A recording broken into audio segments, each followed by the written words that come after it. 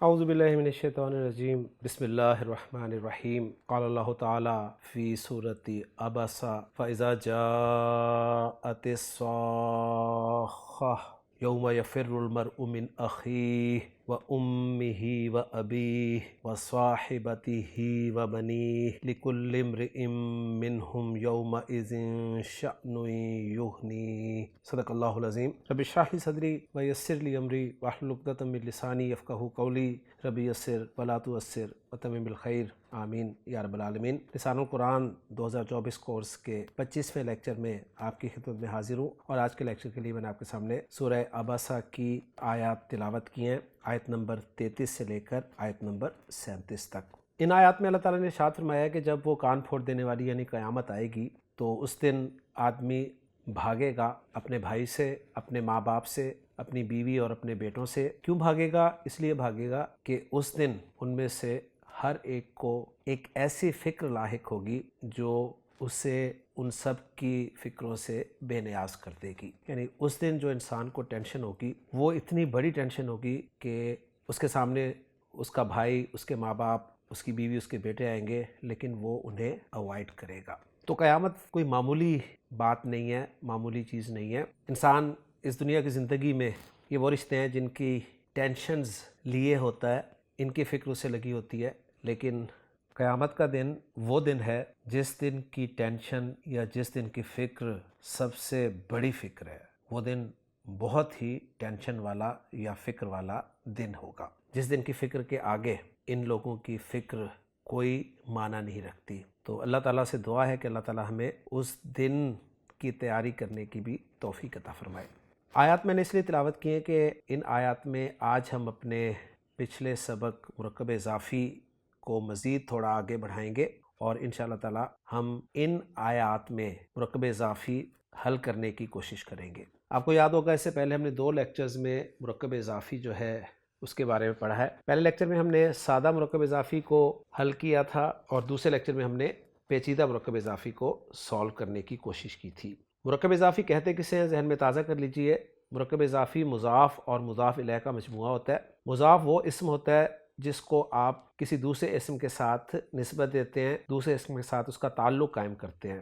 اضافت سے یہ لفظ نکلا ہے۔ تو مضاف عربی زبان میں پہلے ہوتا ہے، اور مضاف الیہ وہ اسم ہوتا ہے جس کے ساتھ پہلے اسم کا تعلق قائم کیا جاتا ہے۔ مضاف کے لیے شرائط یہ ہے کہ مضاف پر نہ تو آپ الف لام داخل کریں گے اور نہ ہی اس پر تنوین آئے گی، یعنی جن اسماء پہ تنوین آتی ہے اگر وہ مضاف بن کر آئیں گے تو ان کی تنوین ختم ہو جائے گی، اور وہ اسماء جن پر تنوین نہیں آتی، مثلا مثنیٰ اور جمع سالم مذکر، تو ان اسماء کے آخر میں آنے والا نون ڈراپ کر دیا جائے گا جب وہ مضاف بنیں گے، اور مضاف الیہ کے لیے ایک ہی شرط ہوتی ہے کہ وہ ہمیشہ مجرور ہوتا ہے۔ مضاف کا اعراب کچھ بھی ہو سکتا ہے، مرفوع بھی ہو سکتا ہے، منصوب بھی ہو سکتا ہے، مجرور بھی ہو سکتا ہے، لیکن مضاف الیہ کا اعراب فکسڈ ہے، وہ ہمیشہ مجرور ہی ہوگا۔ قرآن مجید میں بہت زیادہ استعمال ہوا ہے مرکب اضافی، احادیث میں بہت زیادہ استعمال ہوا ہے۔ اس کے بعد ہم نے دوسرے لیکچر میں پیچیدہ مرکب اضافی کے بارے میں پڑھا، اور پیچیدہ مرکب اضافی اس مرکب اضافی کو کہا جس میں ایک سے زائد مضاف اور مضاف الیہ ہوں۔ دونوں طرح کے مرکب اضافی کا ترجمہ کرنے کا ہم نے طریقہ سیکھ لیا کہ اردو میں ترجمہ کرتے ہوئے پہلے ہم مضاف الیہ کا ترجمہ کرتے ہیں، اس کے بعد پھر مضاف کا ترجمہ کرتے ہیں، اور پھر اس تعلق کے لیے، ریلیشن کے لیے دونوں اسماء کے درمیان میں کا، کے یا کی میں سے کوئی لفظ لگاتے ہیں۔ آج ہم اپنے مرکب اضافی کو ایک سٹیپ آگے بڑھا رہے ہیں، اور آج ہم مرکب اضافی میں ضمائر کو استعمال کریں گے انشاءاللہ۔ تو ہمارا آج کا ٹاپک ہے مرکب اضافی میں ضمائر کا استعمال۔ ہم نے سادہ مرکب اضافی پڑھا تھا جی، کتاب زیدن، جس میں کتاب مضاف ہے۔ دیکھ لیں مضاف کے قواعد لاگو ہو رہے ہیں، کتاب پر الف لام بھی داخل نہیں ہے، تنوین بھی نہیں داخل، کیونکہ کتاب پہ اوریجنلی تنوین آتی ہے، اور کتاب کا لفظ مرفوع میں نے رکھا ہوا ہے۔ اگر یہ منصوب ہوتا تو کتابہ ہوتا، اور اگر مجرور ہوتا تو کتابی ہوتا، لیکن میں نے مرفوع کنسٹرکشن آپ کے سامنے رکھی ہے۔ زید کا لفظ مضاف الیہ ہے کیونکہ مجرور ہے۔ زید منصوب نہیں ہو سکتا تھا، مرفوع نہیں ہو سکتا تھا، اس نے مجرور ہی ہونا تھا، اور وہ مجرور آپ کو نظر آ رہا ہے۔ تو یہ مرکب اضافی ہے، سادہ مرکب اضافی، کتاب زیدن، اس لیے کہ اس میں ایک مضاف ہے، ایک مضاف الیہ ہے، اور ترجمہ ہم کریں گے اردو میں اس کا زید کی کتاب۔ زید کا پہلے ترجمہ کریں گے، پھر کتاب کا کریں گے، اور درمیان میں کی کا لفظ لگائیں گے، کیونکہ کتاب کو اردو زبان میں مؤنث استعمال کیا جاتا ہے۔ اب میں چاہتا ہوں ایک ایسا مرکب اضافی بنانا جس میں زید کی جگہ میں ضمیر استعمال کروں، یعنی کتاب زیدن کا ترجمہ میں نے اردو میں کیا ہے زید کی کتاب، تو میں ایک ایسا مرکب اضافی بنانا چاہتا ہوں اردو میں جو زید کی جگہ ضمیر استعمال کرتے ہوئے بنے، یعنی میں کہنا چاہوں اس کی کتاب، جس کو میں انگریزی میں ہز بک کہوں گا۔ اسی طرح میرے سامنے مرکب اضافی ہے کتاب زینبہ، جس کا ترجمہ میں کروں گا زینب کی کتاب، اور اس مرکب اضافی میں زینب کی جگہ پر ضمیر استعمال کرنا چاہوں، یعنی میں کہنا چاہوں اس کی کتاب۔ اردو میں زید کے لیے بھی اس کا لفظ استعمال کر رہا ہوں، زینب کے لیے بھی اس کا لفظ استعمال کر رہا ہوں، لیکن انگریزی میں زید کے لیے ہز کا لفظ استعمال کروں گا اور زینب کے لیے ہر کا لفظ استعمال کروں گا۔ یعنی کتاب زینبہ میں اگر میں زینب کی جگہ ضمیر استعمال کروں تو اردو میں کہوں گا اس کی کتاب، لیکن انگریزی میں کہوں گا ہر بک۔ تو آپ دیکھیں اردو میں آپ کے پاس ایک ہی لفظ ہے اور وہ ہے اس، جبکہ انگریزی میں آپ کے پاس دو لفظ ہیں، ہز اور ہر۔ تو ان دونوں مرکبات میں زید اور زینب کی جگہ ضمیر استعمال کروں گا، عربی زبان کی ضمیر، اور ہم آج پہلی دفعہ مجرور ضمائر انشاءاللہ تعالی پڑھیں گے۔ تو مین ٹاپک ہمارا ہے جی مرکب اضافی میں ضمائر کا استعمال۔ تو پہلی بات نوٹ کر لیں کہ مرکب اضافی میں جب بھی ضمائر استعمال ہوں گے وہ مضاف الیہ کی جگہ پر استعمال ہوں گے۔ تو پہلا نقطہ ہے جی، اس کو اچھی طرح یاد کر لیجئے کہ مرکب اضافی میں ضمائر جب بھی استعمال ہوں گے تو ضمائر استعمال کس جگہ پر ہوں گے؟ مضاف الیہ کی جگہ پر استعمال ہوں گے، یعنی ضمائر مضاف کی جگہ پر استعمال نہیں ہوں گے، ضمائر ہمیشہ مضاف الیہ کی جگہ پر استعمال ہوں گے۔ اور چونکہ مضاف الیہ مجرور ہوتا ہے تو ہمیں ضمائر چاہیے ہوں گے مجرور، اور ہم نے جو ضمائر یاد کیے ہوئے ہیں وہ ہیں ضمائر مرفوع۔ مرفوع ضمائر ہم ذہن میں تازہ کر لیتے ہیں۔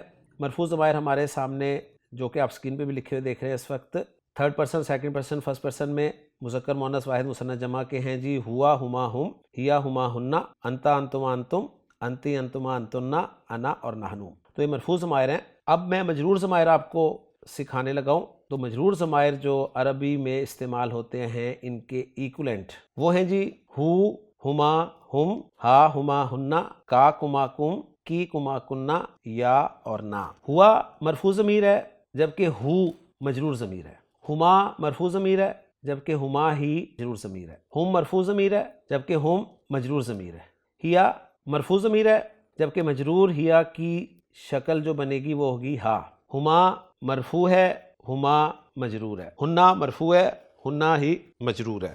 اب آپ پریشان ہوں گے کہ پتہ کیسے چلے گا کہ یہ جو ہما، ہم اور ہنہ کی ضمیریں یہ مرفوع ہیں یا مجرور ہیں؟ تو دیکھیں سیدھی سی بات ہے، مرفوع ضمائر جو ہیں وہ سیپریٹ ضمائر ہوتے ہیں، وہ کسی لفظ کے ساتھ اٹیچ ہو کر نہیں لکھے جاتے، جبکہ مجرور ضمائر جو ہیں یہ لفظ کے ساتھ اٹیچ کر کے لکھے جائیں گے اور لفظ کے بعد میں آئیں گے، یعنی یہ اٹیچ ضمائر کہلاتے ہیں، اور مرفوع ضمائر جو ہیں وہ ڈی اٹیچ ضمائر ہیں، یعنی سیپریٹ ضمائر ہیں، جبکہ مجرور ضمائر جو ہیں یہ اٹیچڈ ضمائر ہیں۔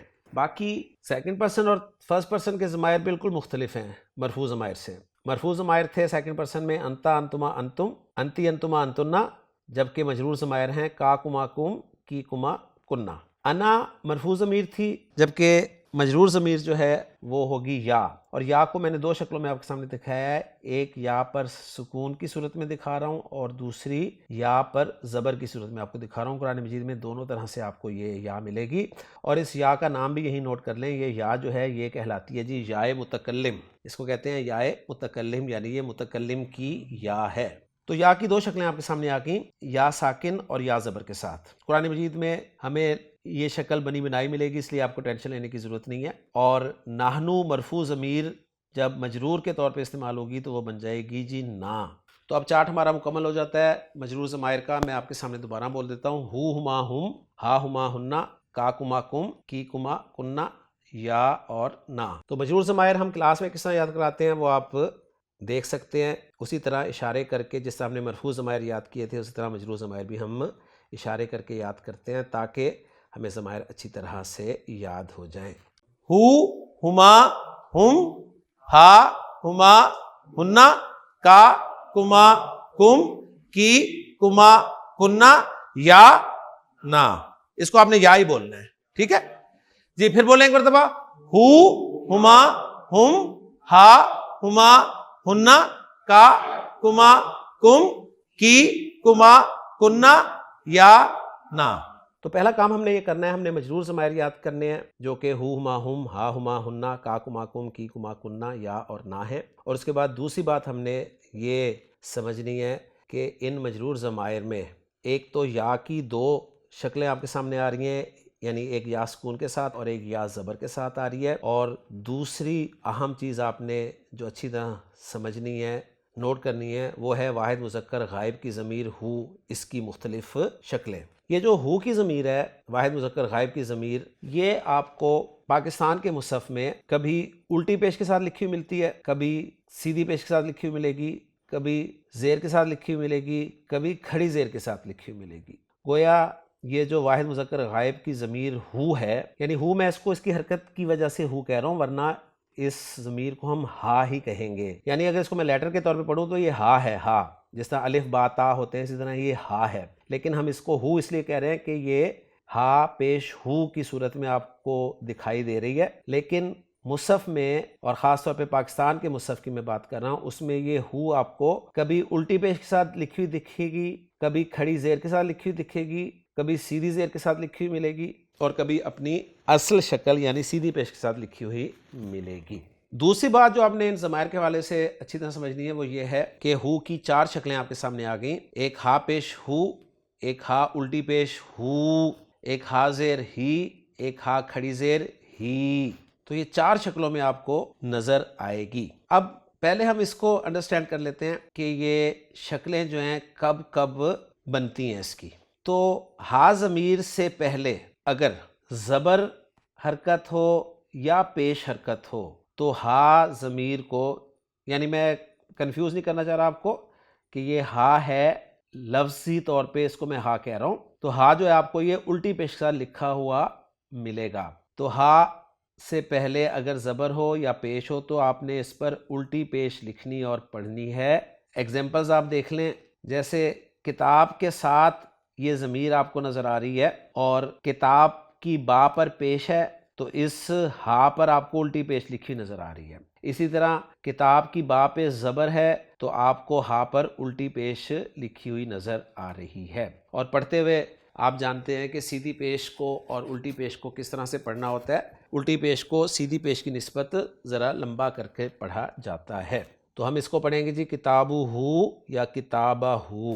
ہا ضمیر سے پہلے، یعنی ہا ضمیر میں کہہ رہا ہوں واحد مذکر غائب کی ضمیر کو، ہا ضمیر سے پہلے اگر زیر حرکت آ جائے تو ہا ضمیر پر کھڑی زیر جو ہے وہ لکھی اور پڑھی جاتی ہے۔ جیسے کتاب کی با پر اگر زیر ہو اور اس کے بعد یہ ہا کی ضمیر آ جائے تو آپ اس ہا پر کھڑی زیر پڑھیں گے اور لفظ پڑھا جائے گا کتابی ہی۔ اور سادی زیر اور کھڑی زیر کو پڑھنے کا فرق آپ بخوبی جانتے ہیں کہ کھڑی زیر کو سیدھی زیر کی نسبت ذرا لمبا کر کے پڑھا جاتا ہے۔ تو با کو اگر میں زیر کے ساتھ پڑھوں تو پڑھوں گا با زیر بی، اور با کو اگر میں کھڑی زیر کے ساتھ پڑھوں تو پڑھوں گا با کھڑی زیر بی۔ تو یہ کتابی ہی۔ اس کے بعد ہا ضمیر جو ہے واحد مذکر غائب کی، اس سے پہلے اگر یا ساکن آ جائے، یا ساکن خاص لیٹر ہے جی، یا ساکن، کوئی بھی ساکن حرف نہیں میں کہہ رہا ہوں صرف یا ساکن آ جائے تو ہا ضمیر پر سیدھی زیر پڑھی اور لکھی جاتی ہے۔ جیسے ایگزامپل میں آپ دیکھ لیں، کتاب بئی آپ کے سامنے لفظ ہے اور اس کے ساتھ یہ ضمیر لکھی ہوئی ہے، تو کتاب بئی میں بئی یا ساکن ہے، اور اس کے بعد جب ضمیر آ رہی ہے ہا کی تو ہا سے پیچھے چونکہ یا ساکن ہے لہٰذا اس ہا پر میں سیدھی زیر لکھ رہا ہوں اور پڑھ رہا ہوں، اور اس کو پڑھ رہا ہوں کتاب بئی ہی۔ ان 3 صورتوں کے علاوہ کون کون سی 3 صورتیں؟ یعنی ہا سے پہلے زبر ہو پیش ہو ایک صورت، ہا سے پہلے زیر ہو دوسری صورت، ہا سے پہلے یا ساکن ہو تیسری صورت۔ ان 3 صورتوں کے علاوہ ہا کو آپ نے سیدھی پیش کے ساتھ ہی پڑھنا اور لکھنا ہے۔ یعنی اگر ہا ضمیر جو ہے واحد مذکر غائب کی، اس سے پہلے یا کے علاوہ کوئی ساکن حرف آ جائے، یا کے علاوہ کوئی ساکن حرف آ جائے تو بھی آپ نے ہا کو سیدھی پیش کے ساتھ پڑھنا لکھنا ہے، یا ہا سے پہلے الف آ جائے تو بھی آپ نے ہا کو سیدھی پیش کے ساتھ لکھنا اور پڑھنا ہے۔ جیسے کہ ایگزامپلز میں دیکھ لیں آپ، کتابہ آپ کے سامنے لکھا ہوا ہے لفظ اور اس کے بعد ہا کی ضمیر لکھی ہوئی ہے، تو ہا سے پہلے الف ہے اور الف جو ہے وہ 3 صورتوں کے علاوہ ہے، تو آپ نے ہا کو سیدھی پیش کے ساتھ لکھنا اور پڑھنا ہے کتاباہو۔ دوسری ایگزامپل میں دیکھ لیں، اخوہو میں ہا سے پہلے واو ساکن ہے لیکن واو ساکن ہے، یا ساکن نہیں ہے۔ اگر یا ساکن ہوتی تو ہم ہا پر زیر پڑھتے، لیکن ہا سے پہلے واو ساکن ہے تو ہم نے ہا کو سیدھی پیش کے ساتھ لکھنا اور پڑھنا ہے، تو یہ بن جائے گا جی اخوہو۔ اور تیسری ایگزامپل میں نے آپ کے سامنے رکھی ہے منہو کی صورت میں، یعنی ہا ضمیر سے پہلے نون ساکن ہے۔ یعنی 2 ایگزامپل میں نے رکھی ہیں، ہا سے پہلے ساکن ہونے کی اور وہ ساکن جو ہے یا کے علاوہ ہے. اور ایک ایگزامپل میں نے آپ کے سامنے رکھی ہے ہا سے پہلے الف کے آنے کی. تو واحد مذکر غائب کی ضمیر جو ہا ہے اس کے بارے میں اچھی طرح سے نوٹ کر لیں. یہ آپ کو پاکستانی مصحف میں کبھی سیدھی پیش کے ساتھ لکھا ہوا ملے گا, کبھی الٹی پیش کے ساتھ لکھا ہوا ملے گا, کبھی کھڑی زیر کے ساتھ لکھا ہوا ملے گا, کبھی سیدھی زیر کے ساتھ لکھا ہوا ملے گا. کب اس پہ الٹی پیش آئے گی یہ آپ کو معلوم ہونا چاہیے, کب اس پہ کھڑی زیر آئے گی یہ آپ کو معلوم ہونا چاہیے, کب اس پہ سیدھی زیر آئے گی یہ آپ کو معلوم ہونا چاہیے, اور کب یہ اپنی اوریجنل شکل میں یعنی سیدھی پیش کے ساتھ لکھا اور پڑھا جائے گا یہ آپ کو معلوم ہونا چاہیے. ہاں ایک بات آپ اچھی طرح جانتے ہیں کہ الٹی یا کھڑی حرکتوں کو جب بھی ملا کر پڑھا جاتا ہے تو انہیں سیدھا کر کے لکھا اور پڑھا جاتا ہے, یہ ایک الگ بات ہے, ٹھیک ہے. تو اس کا بھی آپ نے خیال رکھنا ہے. تو جو مجرور ضمائر ان کے حوالے سے دو باتیں میں نے آپ کے ساتھ ڈسکس کر لی. ایک یا متکلم کے حوالے سے کہ یا متکلم کی دو شکلیں آپ کے سامنے آئی ہیں, یا پہ یا تو سکون کی علامت ہوتی ہے یا اس پر زبر ہوتی ہے. اور دوسری بات میں نے آپ کے سامنے واحد مذکر غائب کی ضمیر کے حوالے سے کی ہے اس کی مختلف حرکتوں کے حوالے سے. یا متکلم کے حوالے سے ایک بات میں اور آپ کے ساتھ شیئر کرنا چاہوں گا یہاں کہ یا متکلم جو ہے اس پہ میں نے آپ کو بتایا یا سکون کی علامت آتی ہے یا پھر زبر آتی ہے. اب دوسری بات نوٹ کر لیں اس یا متکلم کے بارے میں کہ اس سے پہلے ہمیشہ زیر ہی آپ کو ملے گی, یعنی حرکتوں میں اس سے پہلے آپ کو صرف زیر ملے گی. یعنی یا متکلم جو ہے اپنے سے پہلے زیر ڈیمانڈ کرتی ہے. اس سے پہلے اگر کوئی حرف آ جائے جس پر پیش ہو یا زبر ہو تو اس کی ڈیمانڈ ہوتی ہے کہ وہ پیش یا زبر جو ہے وہ زیر میں تبدیل ہو جائے. بات سمجھ میں آ گئی؟ تو اس بات کا بھی آپ نے خیال رکھنا ہے. تو دو چیزیں ہو گئی جی مجرور ضمائر کے حوالے سے. نمبر ایک یا متکلم کے بارے میں آپ کو میں نے کچھ باتیں بتا دیں, دو باتیں بتائی ہیں. کون کون سی؟ نمبر ایک یا متکلم جو ہے یہ یا تو ساکن ہوتی ہے یا اس پہ زبر آتی ہے, اور دوسری بات یہ ہے کہ یا متکلم اپنے سے پہلے زیر ڈیمانڈ کرتی ہے. تو اگر اس سے پہلے پیش یا زبر آ رہی ہو تو وہ پیش یا زبر کو ہم زیر میں تبدیل کر دیتے ہیں. دوسری بات میں نے آپ کو واحد مذکر غائب کی ضمیر ہا کے بارے میں بتایا کہ یہ جو ہا کی ضمیر ہے یہ سیدھی پیش, الٹی پیش, سیدھی زیر, کھڑی زیر کے ساتھ آپ کو لکھی ہوئی ملے گی. کب الٹی پیش کے ساتھ لکھی ہوئی ملے گی؟ جب اس سے پہلے پیش یا زبر حرکت ہو. کب کھڑی زیر کے ساتھ لکھی ہوئی ملے گی؟ جب اس سے پہلے زیر حرکت ہو. کب سیدھی زیر کے ساتھ لکھی ہوئی ملے گی؟ جب اس سے پہلے یا ساکن ہو. اور کب یہ سیدھی پیش کے ساتھ لکھی ہوئی ملے گی؟ جب بتائی گئی تینوں صورتوں کے علاوہ کوئی صورت ہو. اور اب مجرور ضمائر کے بارے میں ایک تیسری اور آخری بات یہ بتاؤں گا ان میں سے ایک سیٹ کے بارے میں, اور وہ سیٹ ہے جی ہما, ہم اور ہنہ ضمائر کا. یہ جو اٹیچڈ ہما, ہم اور ہنہ ہے نا, ان کے بارے میں بھی ایک بات نوٹ کر لیجئے کہ یہ آپ کو مصحف میں, اب یہ ہر مصحف میں چاہے پاکستانی ہو چاہے سعودیہ کا مصحف ہو, ہر مصحف میں آپ کو کہیں پر ہما جو ہے وہ ہما کے طور پہ لکھا ہوا ملے گا, کہیں پہ ہم آپ کو ہم کے طور پہ لکھا ہوا ملے گا, کہیں پہ ہنہ آپ کو ہنہ کے طور پہ لکھا ہوا ملے گا. یعنی ہما, ہم, ہنہ اس طرح بھی ملیں گے آپ کو لکھے ہوئے, اور کبھی یا کسی جگہ پہ آپ کو ہما, ہم اور ہنہ ہما, ہم اور ہنہ کے طور پہ لکھے ہوئے ملیں گے. ایسا کب ہوگا؟ تو ایسا تب ہوگا جب ہما, ہم اور ہنہ سے پہلے زیر حرکت ہوگی یا ساکن یا ہوگی. یعنی دو صورتوں میں ہما, ہم اور ہنہ کو ہما, ہم اور ہنہ لکھا پڑھا جائے گا. کون سی دو صورتیں؟ جب ان سے پہلے والے حرف پر زیر حرکت ہو یا ان سے پہلے والا حرف یا ساکن ہو. پھر سن لیجئے یہ بات, ہما, ہم, ہنہ کو ہما, ہم اور ہنہ کب لکھا اور پڑھا جائے گا؟ جب ان سے پہلے والے حرف پر زیر حرکت ہو یا ان سے پہلے والا حرف ہی یا ساکن ہو. ان باتوں کو آپ یاد رکھیں گے تو انشاءاللہ تعالی آپ کو مرکب اضافی میں ضمائر کا استعمال بہت اچھی طرح سے سمجھ آئے گا.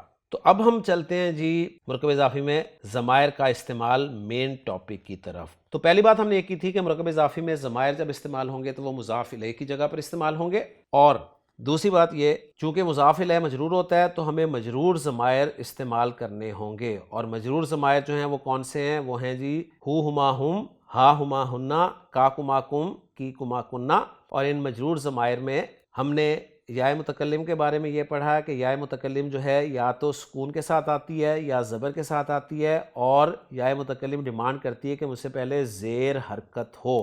پیش حرکت اور زبر حرکت اس سے پہلے اگر آ جائے تو پیش اور زبر حرکت کو زیر حرکت میں کنورٹ کر دیا جاتا ہے کیونکہ اس کی ڈیمانڈ ہے یہی. دوسری بات واحد مذکر غائب کی ضمیر کے حوالے سے تھی کہ واحد مذکر غائب کی ضمیر جس کو ہم نے ہو کے ساتھ پڑھا ہے یہ الٹی پیش کے ساتھ، کھڑی زیر کے ساتھ، سیدھی زیر کے ساتھ یا اپنی اوریجنل حرکت پیش کے ساتھ لکھی ہوئی آپ کو ملے گی۔ کب الٹی پیش آئے گی، کب کھڑی زیر آئے گی، کب سیدھی زیر آئے گی، کب یہ سیدھی پیش کے ساتھ لکھی اور پڑھی جائے گی، یہ میں نے آپ کو تفصیل سے بتا دیا ہے۔ اور تیسری بات، ہما، ہم اور ہنہ ضمائر کے حوالے سے کہ یہ آپ کو ہما، ہم اور ہنہ لکھے ہوئے ملیں گے، کب لکھے ہوئے ملیں گے اس کی وجہ بھی میں نے آپ کے سامنے رکھ دی ہے۔ تو اب ہم آتے ہیں جی وہ جو میں نے مرکب اضافی آپ کے سامنے رکھا تھا، میں کہنا چاہتا ہوں کتاب زیدن میں زید کی جگہ پہ ضمیر استعمال کرنا۔ تو زید واحد مذکر ہے تو واحد مذکر کی ضمیر میں ہو استعمال کروں گا، اور کتاب مضاف کی جگہ پر آئے گا پلس ضمیر ہو لگاؤں گا۔ تو کتاب کے ساتھ جب ہو کی ضمیر میں اٹیچ کروں گا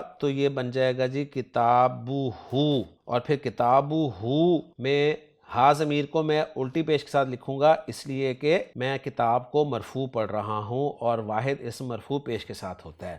تو کتابو ہو یہ پہلی شکل ہماری بن جائے گی۔ اب کتاب زینبہ میں اگر میں زینب کی جگہ ضمیر رکھوں تو زینب واحد مؤنث ہے تو واحد مؤنث غائب کی ضمیر میں ہا لگاؤں گا، اور کتاب مضاف کو اگر میں مرفوع رکھوں تو میری کنسٹرکشن بن جائے گی کتابو ہا۔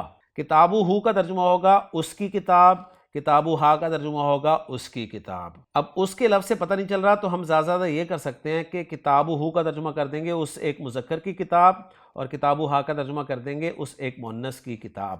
لیکن انگریزی میں آپ جب ہز بک اور ہر بک کہیں گے تو بات کلیئر ہو جائے گی، عربی میں بھی جب آپ کتابو ہو اور کتابو ہا کہیں گے تو بات کلیئر ہو جائے گی۔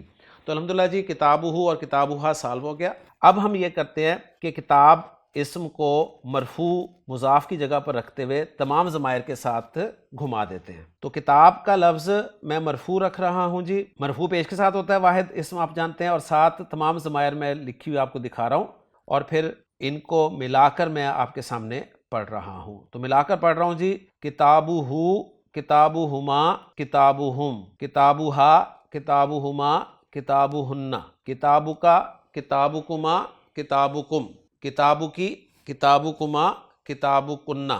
اب دیکھیں کتاب مرفوع جب ہے تو با پہ پیش ہوگی، لیکن یا متکلم ساتھ آ رہی ہے، اور یا متکلم کی ڈیمانڈ ہم نے پڑھی ہے کہ یہ زیر چاہتی ہے، تو ہم اس پیش کو زیر سے بدل دیں گے اور ہماری کنسٹرکشن بن جائے گی کتابی، اور کتاب کو نا کے ساتھ جب استعمال کروں گا تو کنسٹرکشن بن جائے گی کتابو نا۔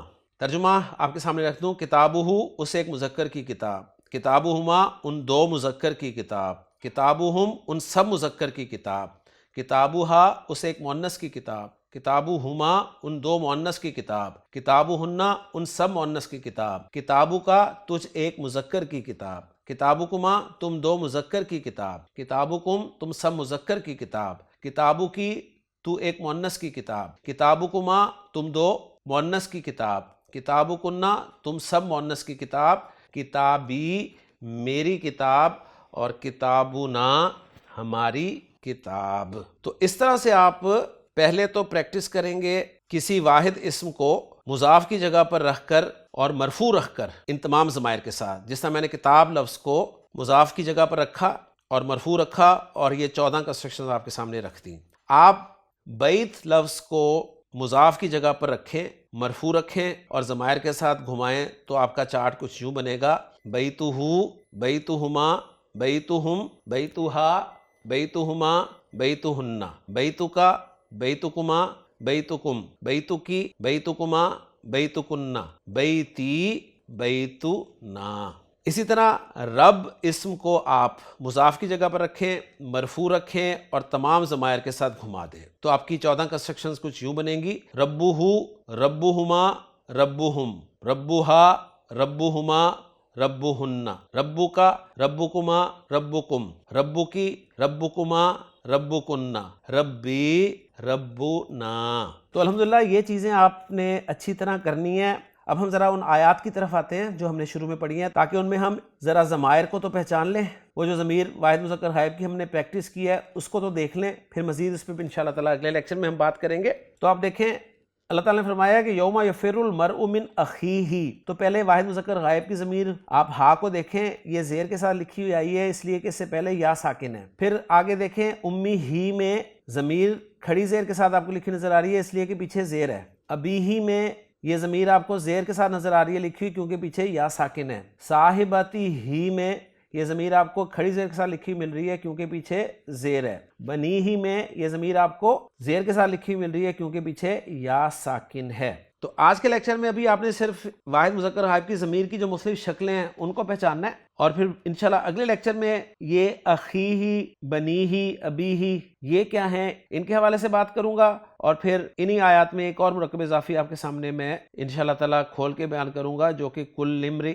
ہے، اور انشاءاللہ اگلا لیکچر جو ہے ہمارا مرکب اضافی کے حوالے سے آخری لیکچر ہوگا. تو آج جو ہم نے پڑھا ہے وہ میں ریوائز کر دیتا ہوں. آج ہم نے پڑھا ہے مرکب اضافی میں ضمائر کا استعمال. پہلی بات ہمارے سامنے یہ آئی کہ مرکب اضافی میں ضمائر جب استعمال ہوں گے تو ہمیشہ مضاف الیہ کی جگہ پر استعمال ہوں گے. دوسری بات، مضاف الیہ چونکہ مجرور ہوتا ہے تو ہمیں مجرور ضمائر جو ہیں وہ استعمال کرنے ہوں گے. تیسری بات، مجرور ضمائر ہوتے کون سے ہیں تو وہ ہم نے یاد کیے، وہ ہیں جی ہو ما ہم، ہا ہما ہننا، کاکو ما کم، کی کما کننا، یا اور نا. اور چوتھی بات یہ کہ ان ضمائر میں 3 گروپس بنائے ہیں ہم نے ان ضمائر میں، اور ان 3 گروپس کے حوالے سے کچھ اہم باتیں ہم نے نوٹ کرنی ہے. پہلا گروپ یا متکلم کا ہے، اور یا متکلم کے بارے میں ہم نے پڑھا ہے کہ اس پہ یا تو ساکن علامت آتی ہے یا پھر زبر آتی ہے، اور یہ اپنے سے پہلے زیر ڈیمانڈ کرتی ہے، لہٰذا اس سے پہلے اگر پیش یا زبر حرکت آ رہی ہو تو اس پیش یا زبر حرکت کو زیر حرکت میں تبدیل کر دیا جاتا ہے. دوسرا گروپ ہمارا ضمیر واحد مذکر غائب کی ہا کا ہے. اس میں ہم نے یہ پڑھا ہے کہ یہ ضمیر جو ہے واحد مذکر غائب کی ہا، یہ آپ کو مصحف میں پاکستان کے مصحف میں کبھی سیدھی پیش کے ساتھ لکھی ملے گی، کبھی الٹی پیش کے ساتھ، کبھی کھڑی زیر کے ساتھ، کبھی سیدھی زیر کے ساتھ. اس پہ الٹی پیش اس وقت آتی ہے جب اس سے پہلے زبر یا پیش حرکت ہوتی ہے. اس پہ کھڑی زیر اس وقت آتی ہے جب اس سے پہلے زیر حرکت ہوتی ہے. اس سے پہلے اگر یا ساکن ہو تو اس پر زیر حرکت آتی ہے. ان 3 صورتوں کے علاوہ اس ضمیر پر سیدھی پیش آتی ہے. اور تیسرا گروپ ہما، ہم اور ہنہ کا ہے، اور ہم نے ان کے بارے میں یہ پڑھا ہے کہ یہ مصحف میں آپ کو ہما، ہم اور ہنہ کے طور پہ لکھے ہوئے ملیں گے، اور وجہ آپ کو یہ نظر آئے گی کہ ان سے پہلے لازماً یا تو زیر حرکت ہوگی یا پھر ساکن یا ہوگی. اور ہم نے ابھی ایک واحد اسم کو مضاف کی جگہ استعمال کرتے ہوئے مرفوع فارم میں پورے چارٹ کے ساتھ گھمایا اور پریکٹس کی. مزید ضمائر کے حوالے سے اور کچھ خاص مرکب اضافی کے حوالے سے انشاءاللہ تعالی مرکب اضافی سلسلے کے چوتھے اور آخری لیکچر میں آپ سے ملاقات ہوگی. اجازت دیجیے. سبحانک اللہم و بحمدک، اشہد ان لا الہ الا انت، استغفرک و اتوب الیک.